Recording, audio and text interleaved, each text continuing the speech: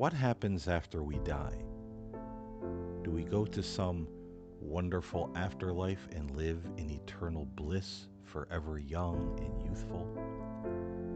Or do we merely cease to exist and there's nothing but emptiness and the blackness of the void where the dead are conscious of nothing?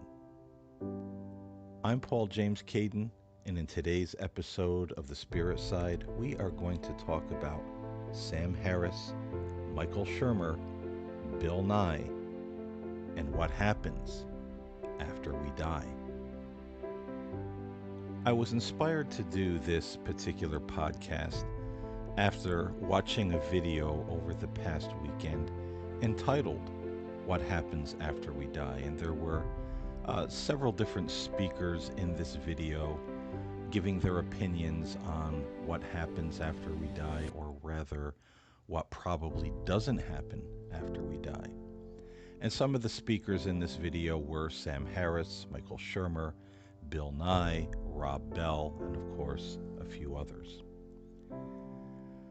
I found this video to be interesting because to me it seems like science and philosophy is much like religion. Individuals have their pet theories on what they believe happens or doesn't happen in a certain situation, and they become dogmatic about it. These are individuals who will not listen to the discussion on the other side of the fence, and they act as if they are completely oblivious to other findings and research that's going on in a certain field that really puts to question the theories they are espousing. I also find it interesting that there are individuals in our world today that are philosophers and authors and pastors and doctors who act as if they know the answer to everything in the cosmos. Take, for example, Neil deGrasse Tyson, who is an astronomer, a man who studies the science of the cosmos and the galaxies and the stars and the planets. Yet he will go on every talk show, radio show, podcast that will have him and completely denounce anything that has a spiritual or religious viewpoint. And he too will very much poo poo the idea of a life after death or an afterlife consciousness surviving physical death. So, my question is always, what gives these individuals the idea or the ego to believe that they have all the answers in their field of study? Because none of us have all the answers. Religion doesn't even have all the answers. I'll give them credit in that argument. People will tell you, well, if you're a Muslim, you'll go to paradise. If you're a Christian and you believe in Jesus, well, you'll go to heaven. So there are as many different theories and stories and pictures of the afterlife as there are religions. So man has always, whether he is a religionist or a scientist, has always looked to answer all of the questions and have a definitive answer. But the simple answer to that question is we don't. And the argument that's presented by many people today, excuse my French, is if someone tells you they have all the answers, they're full of shit. And that's not my saying, that's not my verbiage, that's what the saying is into this day and age. But yet it is true. Anybody who tells us they have all of the answers are really, I would rather say, full of themselves, full of their own opinion, full of their own religious ideology. Because none of us have all of the answers. None of us know what happens when we die. However, there are enough scientists and doctors and quantum physicists and neuroscientists and people all across the board that have been in different fields of the scientific community or practicing medicine who have come across this phenomenon of the near death experience so many times in their practice that they've begun to get quite curious about this. And a lot of these individuals were at one time, some of them had a religious background, others did not. They were more agnostic or atheist. You know, many of them were doctors and scientists themselves, and they really didn't mix religion with their science. And most of them were of the belief that, yeah, when you're dead, you're dead. When the biological unit of the physical body shuts down and ceases to function, you cease to be. But many of these people encountered the near death experience so many times from so many patients, so many people, that they began to get curious. And there are some of these individuals who had this experience for themselves. And after having it, they said, gee, you know, this wasn't a dream, this wasn't a hallucination. I was more conscious and awake and aware than I ever was. And I was someplace that was not this world, someplace that was not this earth. What the heck is going on here?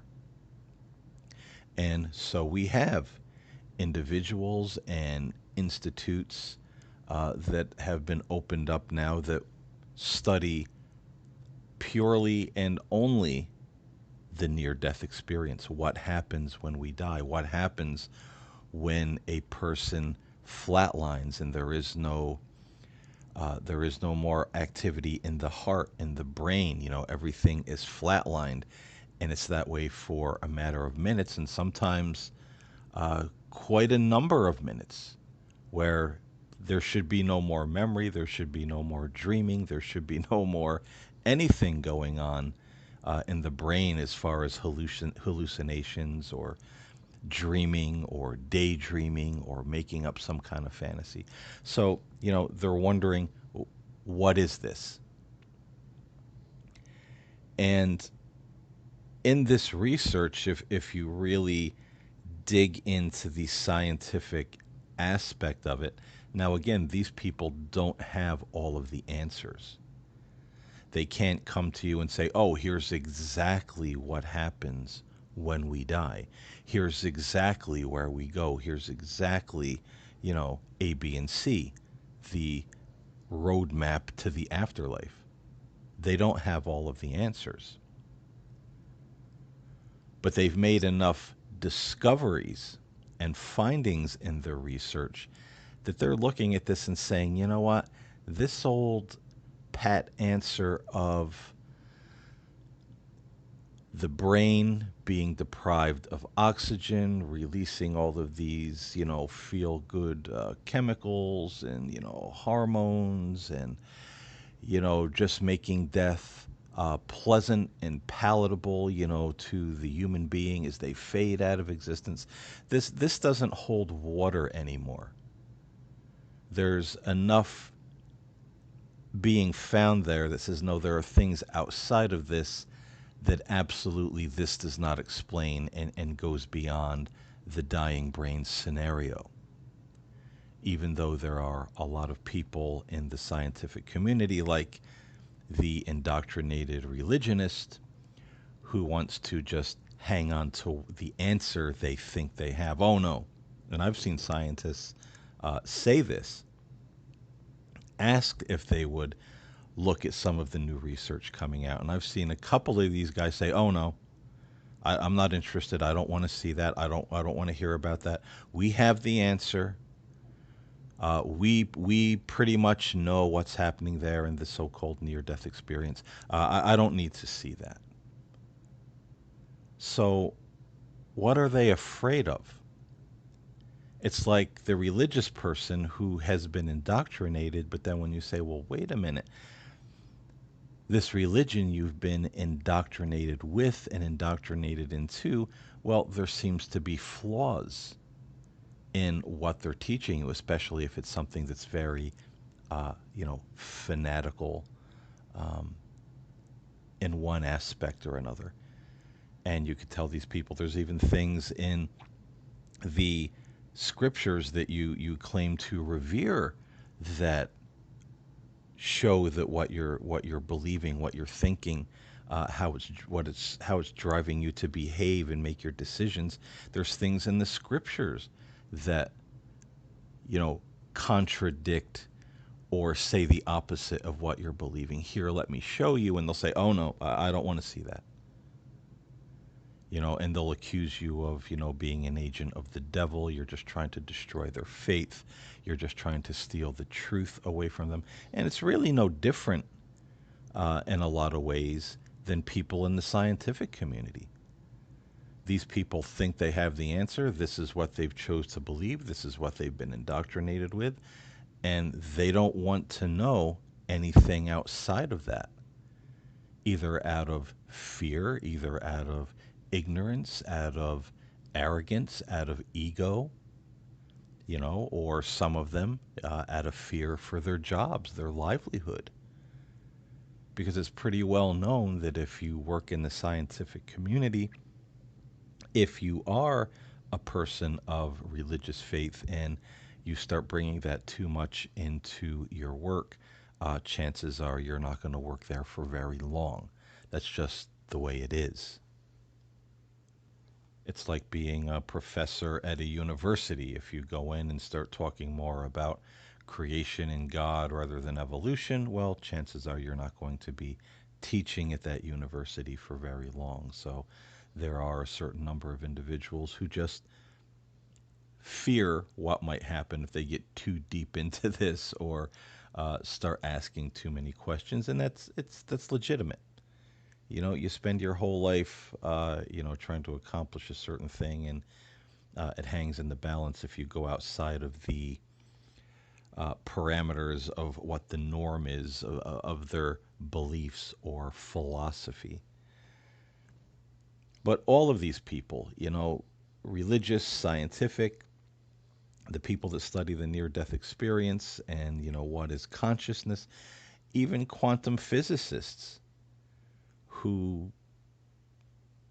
don't really get into religion or anything of that nature. They're just kind of looking into the nature of everything.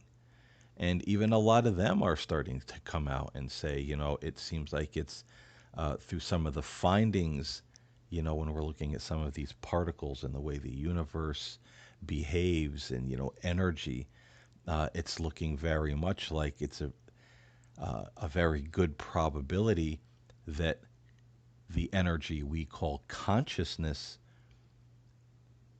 could or would survive physical death. Where it goes, we don't know. Um, what it becomes, we don't know, but, it's a very real possibility that consciousness goes somewhere else.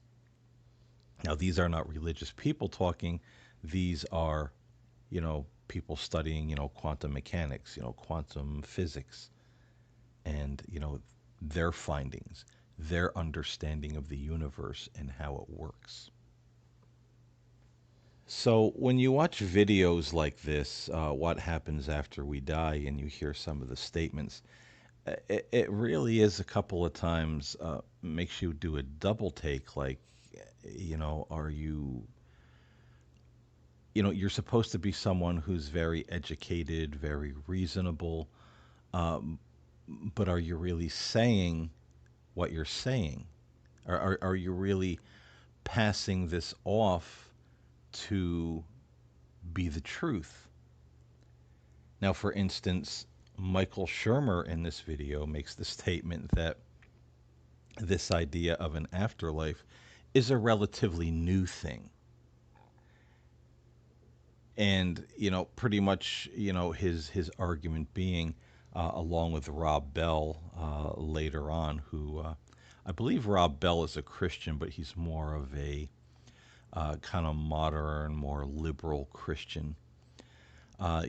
He and Michael Shermer kind of make this argument. Well, the ancient Hebrews and the Hebrew scriptures didn't talk about an afterlife. They talked about, the pit or the common grave, but they never really talked about the soul going somewhere else when you die. They taught more or less that, heaven was on earth. And, that's one of those things that made me do a bit of a double take because, A, this concept of an afterlife is not a new thing. It's been around for ages, pretty much since man began to look at the starry skies at night and think about gods and heavens and mythical beings and the soul and the underworld. And there are so many religions and tribes and groups of people throughout history that have had this idea of an afterlife. But we're going to base it all on um, some notions of the ancient Hebrews, and their writings, or what we would call, the Old Testament, in the Christian religion. We're going to base it all on kind of their murky concept of what the afterlife is or isn't. They didn't really mention it that much. That's a pretty feeble argument. And if you're someone who is, for the most part, you don't believe in religion, then why would you base the entirety of your argument upon someone's religious philosophy? And then also be dishonest about the evolution of the Hebrew scriptures. Not that they weren't inspired, not that there aren't some great things in there with the Psalms and the Proverbs and the writings of the prophets, because there are. But we also have to understand, there's a lot of, old Jewish lore mixed into these writings, just like our New Testament, in the Christian scriptures, the ideas and the legends and the myths and the lore and the beliefs of, those ancient peoples always creep in one way or the other. And you can believe that or not, but that is a reality. I believe in Christ. I read the Bible. I pray. I believe in God. I believe all that stuff. But I don't believe, and I've said this many times on my show, I don't believe we have a book here on planet Earth that has been 100% written by God, word for word. I just don't believe any of the books or holy books that we have, is written by God. Every period, every comma, every word, every thought, written by God. It may be inspired by God, inspired by higher forces in the universe, but man's ideas will always creep into the text.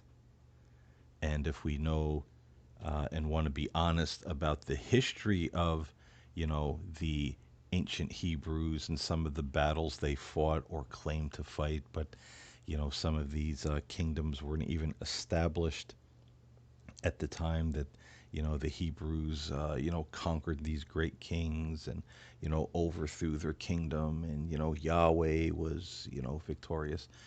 We find there's an awful lot of problems with that timeline, and even how their own scriptures evolved over time in certain ways. Their concept of God from being, the tribal God of the Hebrews to being the God of all people. So there's a lot of things that evolved and progressed in their belief system, just like any belief system. And there's nothing wrong with that. And we're going to talk about the evolution of religion and the soul in just a few moments here. But to base your whole idea on the Hebrew writings and say, well, they didn't believe it, so where did this crazy Christian idea come from? This is a relatively new thing. Well, no, it's not. It's an ancient thing.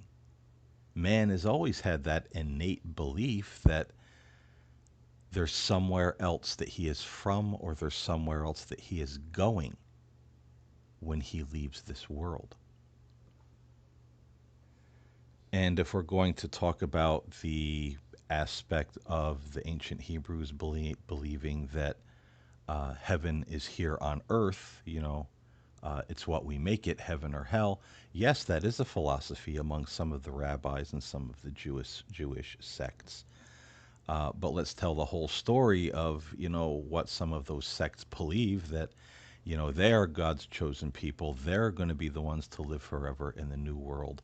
And the rest of us who are not of their genealogy, nation, and religion are pretty much soulless animals who are either going to be their slaves or perish when the new world comes into being at the hand of, their God, Yahweh. So, let's tell the whole story here of, you know, what some of these people believe in their religion or sects of their religion. Don't dive into, well, the ancient Hebrews, you know, that's kind of a weak argument. And to also throw on top of that, that because they may or may not have believed in an afterlife when they die, this idea of an afterlife in Christianity and Islam and other religions, well, it's relatively new. That really is kind of an ignorant statement, and I think it's almost kind of like trying to pull the wool over some people's eyes who hear these individuals talk, and just because they're supposed to be scientists and authors and philosophers and people who are well educated, they'll just go, oh yeah, well, Bill Nye said, or Michael Shermer said, and yeah, he knows because he's a whatever. And there are quite a number of people who will react that way. They'll believe what they hear without doing the research to say, is this guy telling me the truth? Is he giving me all of the facts? Because 9 times out of 10, they're not. Like Bill Nye, I have nothing against, any of these people. I have nothing against Bill Nye. I've seen him in videos. He seems like a personable, nice guy. I don't dislike any of these people. But Bill Nye, makes the comment in this video that, well, there can't be an afterlife because he's witnessed his loved ones, like his beloved grandmother, dying. And he saw during her dying process how her mental faculties began to diminish as well as her physical faculties. So there couldn't be an afterlife because he saw her faculties diminishing when she was getting old and when she was dying. So how could she go somewhere else and have all of those faculties restored? Well, that's just as I was talking about earlier. Studying the near-death experience, things that quantum physics is saying about consciousness surviving physical death. It's been a theory in years when it comes to the study of consciousness that consciousness is not the physical brain. It is something that operates through the physical brain. But when the physical brain stops operating, when it shuts down, where does that energy go? That's been the question for decades, for centuries. Where does it go? We now know that energy can't be, destroyed. It just takes on a different form. Where does it go? Does it retain its memories? What happens to consciousness? Consciousness is not something contained in and there's many scientists who will tell us that consciousness is not the material brain. It is something within or operates through the material brain, but yet seems to transcend the physical brain somehow. It's like the ghost in the machine, the way some people put it. And then we have in the near death experience, people say, no, I was more aware, I was more alive. I know what it's like to dream, I know what it's like to hallucinate, I know what it's like to have these strange, you know, uh, things that happen in dreams. You wake up, you knew it was a dream, it was weird, you just know it wasn't reality. But people come back from these experiences and say, hey, this place I was in, when I was flatlined on the table, that was more real than this world I'm in right now.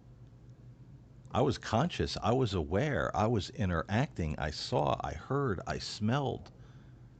All things that really shouldn't be happening, in dreams, with all of the senses kicking in, plus, a few others. And across the globe, it doesn't matter whether the person is Hindu or Christian or Muslim or agnostic or atheist. The experience is all pretty much the same. Now, there's some that vary, that might have a different kind of religious uh, bent to it. But most of these near-death experiences that have been, studied under, scientific conditions, trying to, understand what's happening here, most of, I would say 97, 98% of these experiencers have the same experience.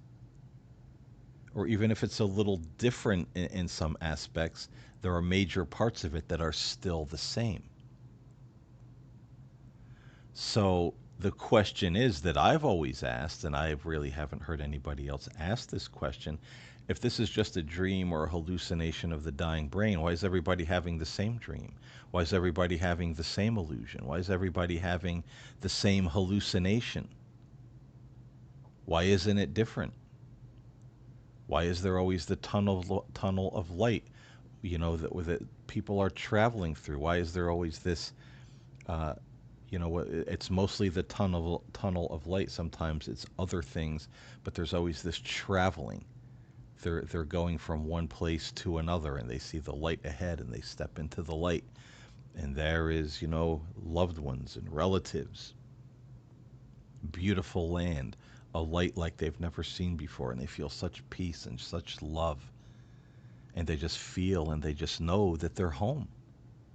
This is where they belong. And they remember their life back on Earth. And if they're told, it's not your time yet, you have to go back, they protest and say, no, I want to stay here.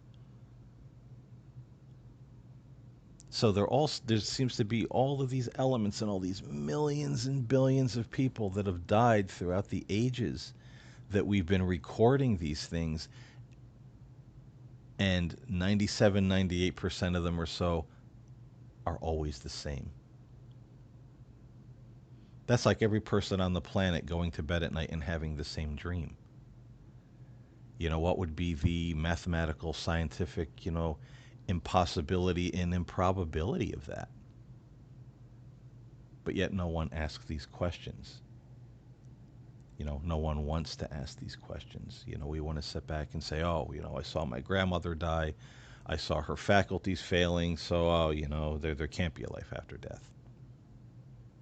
Well, what if consciousness isn't the physical brain?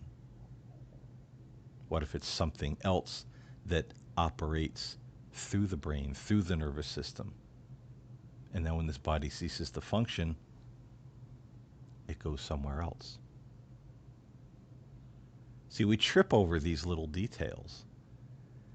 And then we were like Sam Harris, who comes in, with these, we don't know what happens after death. And it's a scary thing to think about. But then religion comes along with this grand, afterlife.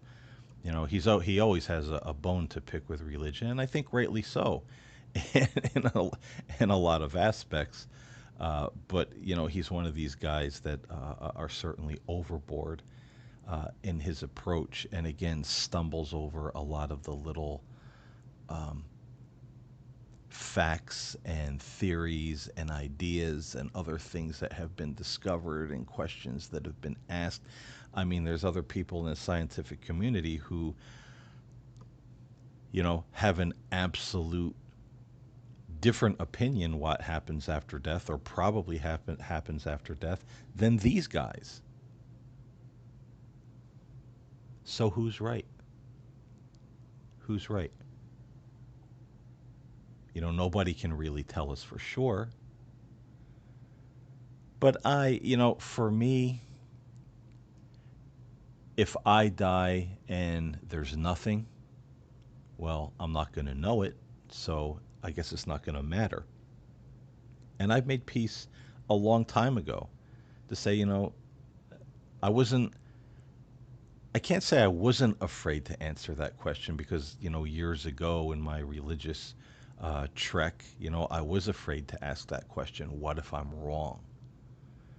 And it was a question like a lot of people, it scared the daylights out of me. But somewhere along the line, I matured. I did a lot of studying. I was honest with myself and said, okay, what if I am wrong? What if there is nothing after all of this? And I made peace with that. I made peace with it. Nature will be what it will be. If there's an afterlife, there's an afterlife. If there's not, I make peace with that. Whatever comes next or doesn't come next, I'm okay with that. But, now here's the big but. I'm pretty well convinced that there is something next. And here's the epilogue of our conversation. I've been studying the near death experience for 29, 30, 31 years, somewhere in that ballpark, studying a lot of different religions and philosophies and what they believe and why they believe it, the pros and the cons. Um, but also interested, for me, that really,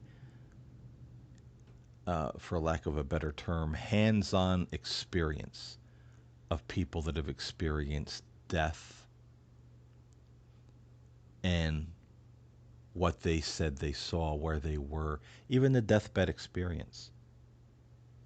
And here's another one, the deathbed experience. How many people throughout the centuries who died and didn't come back, they didn't have a near death experience, but how many of them laid up upon their sick beds right before they died saying that, there was this beautiful stranger in the room. Who was that person? I've seen this happen. Or my mother's here, my father's here. Oh, dad came and he talked to me last night. Oh, it was so good to see him. He told me I'm going home. There's, the angelic being, or, seeing like they're glimpsing through a window, so many of these people, and they'll say, oh, it's so beautiful over there. Oh, and my mother and father, they're waiting for me. Oh, I can't wait to go. And then they just, they're gone. Millions and billions of people had that same experience, deathbed vision, over the years.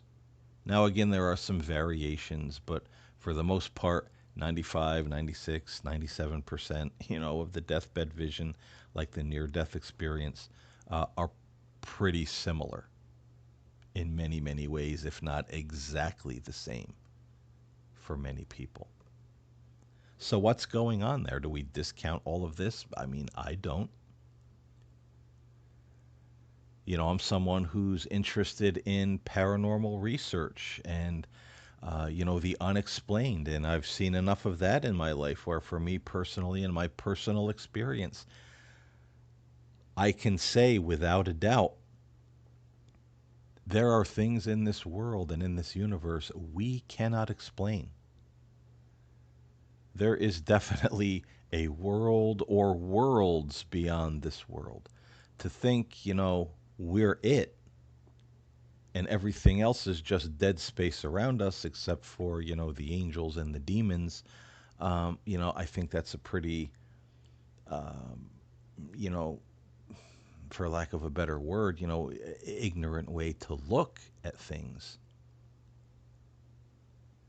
And I think that's where a lot of the problem comes in with, people like, Sam Harris, Michael Shermer, Bill Nye, and the like. We have a lot of these religious ideas about, the universe and the afterlife. We're going to go to heaven. I'm going to be 30 years old. I'm going to, you know, live in eternal bliss.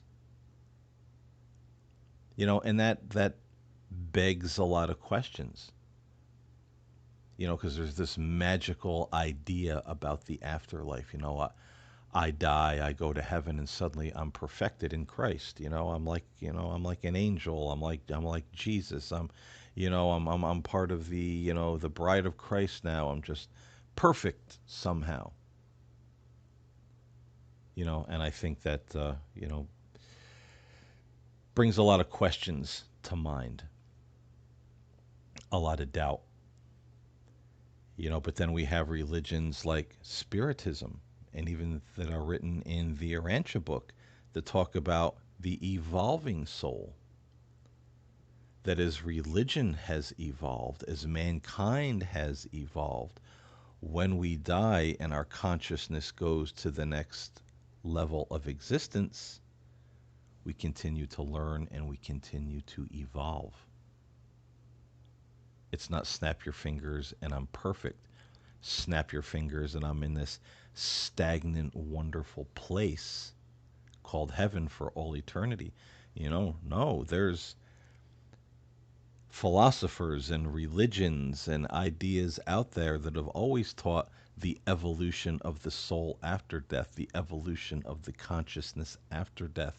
It's ongoing. And that makes a lot more sense to me. So there are definitely things we can't explain in this world. I've seen enough of them in my life that I know it was a hallucination or a mirage or, you know, um, a group of people saying, "Look at that ghost," but there was no ghost there. But I thought I saw it because 26 other people said it was there. Nothing like that. I've seen things. I know what I saw, and it's beyond explanation, but definitely says to me there's something beyond all of this. And why does it interact in our world? Why do so many people, you know, have these experiences, see these beings, dream these dreams? Why do some people in a moment of crisis, are visited by what they call an angel? And sometimes it speaks to them. Sometimes they just get this mental download in their consciousness. Everything's going to be all right, or they're told what to do. These things interact with us all the time. So if we're just meat suits walking around and when we die it's done, what is that all about? Unless we want to be, the staunch denier who just says, well, none of that is real. That's all just magical thinking, which is, another wonderful phrase we have in, this day and age. It's all magical thinking. None of it's real. These people are delusional. These people are crazy. This is nothing. Well, I mean, if that's the route we want to take and just be indoctrinated by what we want to be indoctrinated with, we think we have all the answers. Well, then the quest for answers stop right there, just as it does for the religionist, who says my religion is the right religion. Anything outside of that is delusion and demonic, and it's a lie. And oh my God, don't ever think, you know, right there. We build the wall, we pitch our tent, make our camp. There's no further, exploration. There's no further questions to ask, and we just stagnate. And I think that's what's happened with a lot of religion in our world right now. And I also think that's what's starting to happen with a lot of science right now. But I think these people who are stagnating in religion and science, afraid to ask the big questions or refusing to explore further, I think these people are eventually going to dry up and, fall off, like an old scab. Because I feel the day is coming where, these things are not going to be able to be denied anymore. There's a purpose and there's a plan. I believe there is. None of this is by accident. We're just not freewheeling it through this world. We're like children in kindergarten here. There's so much we don't know. And then we like to fool ourselves and tell us, oh, I have all the answers because I'm Neil deGrasse Tyson, or I'm Michael Shermer, or I'm Sam Harris, and I'm a philosopher, and I know all there is to know. And no, none of us know everything there is to know. Open mind, open heart, willing to explore. That's always been my philosophy. And what you find out is what you find out. Whether it fits your scientific belief, whether it fits your religious belief, sometimes what is just is. And sometimes what just is magnificent, it's wonderful, it's exhilarating. It makes you look at life and the cosmos and yourself and this world and say, wow, what an incredible place, an incredible, mysterious place that we live in. It's not all about what I can achieve in this life. It's not all about, my big ego or my big bank account or my big house or my Ferrari or, whatever I put importance on. I've always made the comparison, that those things are like children, babies in the playpen with their toys and their rattles and their stuffed animals. And we can choose to stay in the playpen and think we got it all figured out. There's nothing beyond my little stuffed TT and my my my pacifier or what. We can choose to believe that. And I guess that's fine. I don't think I'm not of the view that if we believe the wrong thing or turn the blind eye, God's going to send us to hell, wholesale. No, I believe that we're all going to get the chance to see and know the truth, and we will. And then we make our decision from there. That's something that Spiritism and spiritualism teach, and I've always respected that. And it's something that the Arantia book teaches, only in a much more, uh, I guess, philosophical, even scientific kind of way that really resonates with me. And that's, again, why I read the particular book. Do I agree with everything in it? No. Are there things I don't understand in it? Yes. Is there information that's wrong in the Urantia book? Yes. Because, there's no book that's 100% authored by God here on planet Earth. But in each and every one of those books, I think we have nuggets and keys and bits of information that maybe give us one little step closer to what the truth might be. And that's what I always look for.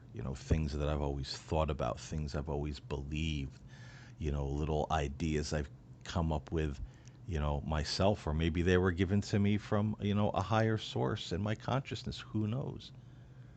But then I read something like the Arantia book and I say, wow, I've always thought that. I never heard anybody talk about that before. I thought I came up with that, but here it is, published in 1955, and you know, the Arantia papers, coming into being before that. It's amazing to me when things like that happen. Coincidence, serendipity. I mean, call it what you will. But I think the universe has ways of confirming little things for us, even in our imperfect texts and books and philosophies and religions. But as I said, I've known enough, I've seen enough in my life, where in my personal experience and opinion, I I know there's more beyond this world than what meets the eye.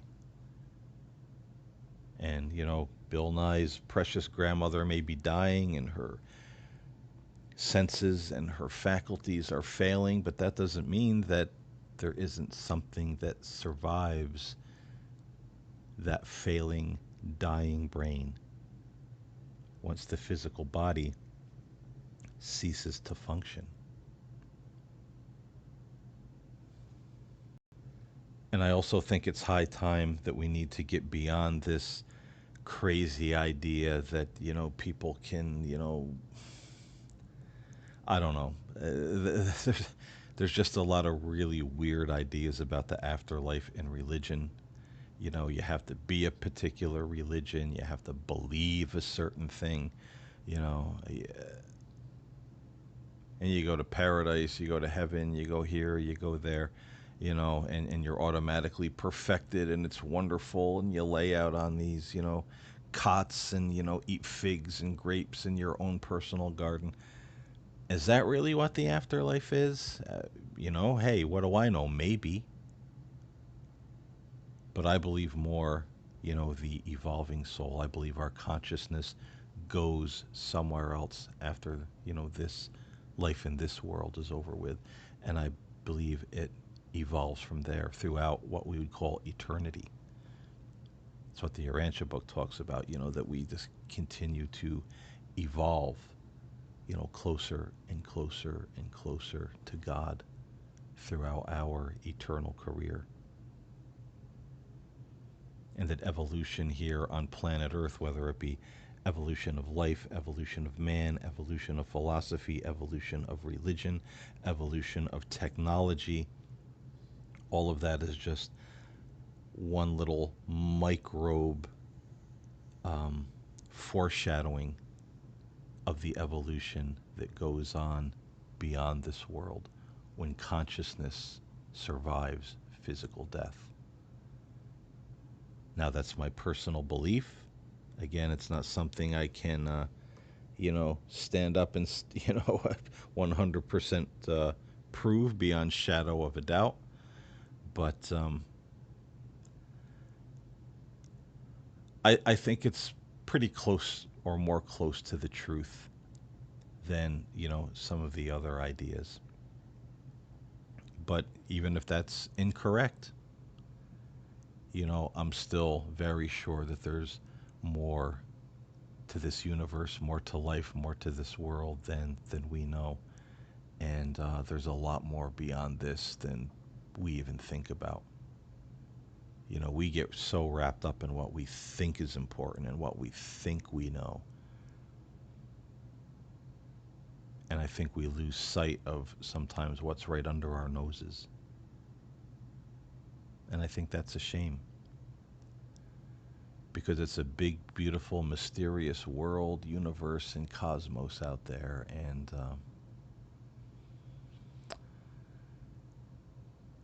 to water it down to just walking meat suits and we all die like the beast of the field and that's it. And, everything is just, you know, no spiritual side to anything. I think that's certainly ignorance. And I also think it's incorrect. But that's my opinion. Anyhow, folks, I've taken up enough of your time with this conversation. I hope you got something out of this today. Chime in, tell me what you think. I appreciate you listening. Stay safe, stay well, stay in love, and stay in the light. And don't be afraid to explore. Life and the universe is a lot bigger than our science, a lot bigger than our religions, a lot bigger than what we think we know. Open your eyes, open your heart, open your soul, explore. Take some of this wonder in and just feel the exhilaration, that new knowledge brings. It's it's a wonderful feeling that we shouldn't squander. So again, appreciate you listening. I'll talk to you all later. Till then, peace.